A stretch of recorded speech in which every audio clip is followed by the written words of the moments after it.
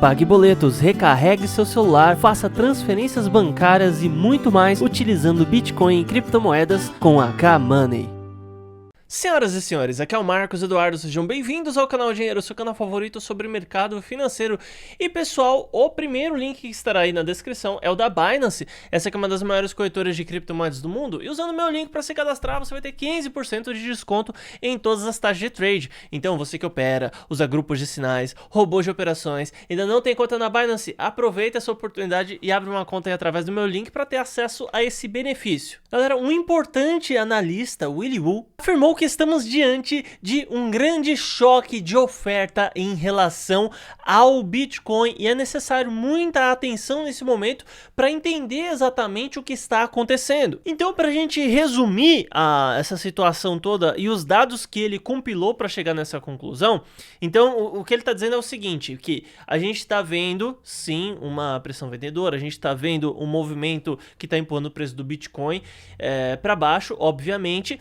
Porém, algo que não está sendo observado pela maior parte dos investidores, pela maior parte do mercado, é que a questão do Bitcoin é sempre uma troca de mãos, né? Então o Bitcoin ele não fica em um determinado limbo que ninguém é dono dele. Sempre alguém é dono de uma determinada quantidade de Bitcoins que está rodando. Todos os Bitcoins têm seus respectivos donos. E o que acontece nesse momento é que justamente as carteiras mais antigas e as carteiras com tendência de guardar o Bitcoin por mais tempo estão começando a adquirir com mais força as criptomoedas e os vendedores ou compradores de curto prazo continuam na sua tendência de venda. Então a gente consegue observar disso aquela frase do mercado que já está mais batida que sei lá o que é o seguinte: o mercado trata-se de pacientes tirando o dinheiro de impacientes. Ele inclusive utilizou o termo mãos fortes versus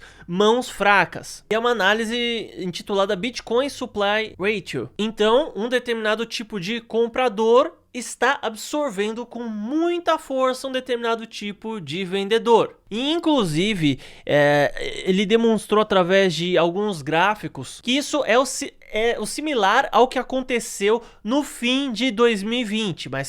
Mas vamos lá, ó. O que aconteceu no fim de 2020? Aconteceu justamente esse movimento, mas a gente conseguiu entender logo depois do anúncio do PayPal, né? Que era o que? Os investidores institucionais já estavam sabendo o que ia acontecer no mercado, a grande entrada institucional. Então todo mundo que tinha essa informação na mão começou a comprar.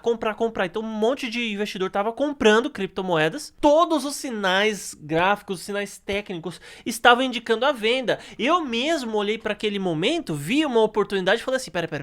Então eu vou vender meus bitcoins e depois que ele cair eu vou comprar de novo, né? Eu mesmo observei e tem uma galera que eu converso que estava planejando fazer a mesma coisa, só que eu tenho uma regra minha, uma regra particular, né, que é exatamente a seguinte: eu nunca vendo 100% de um ativo. Aliás, é muito raro, né, mas via de regra eu nunca vendo tudo.